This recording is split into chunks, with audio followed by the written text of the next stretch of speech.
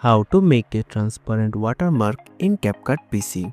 First, add a green screen into your timeline. Now go to the text tab and create a new text to the timeline.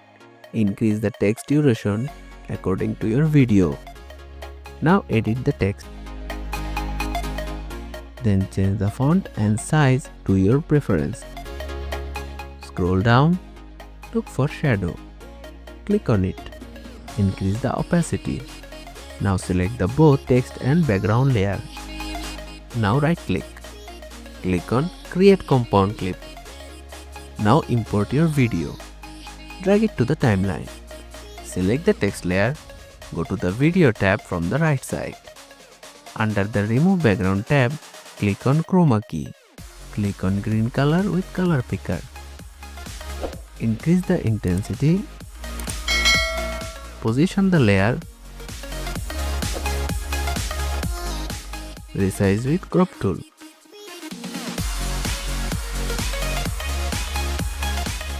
Under the Basic tab, scroll down, find the blend option. Change the blend mode from normal to overlay. So that's how you can create transparent text effect in Capcut PC. Thanks for watching.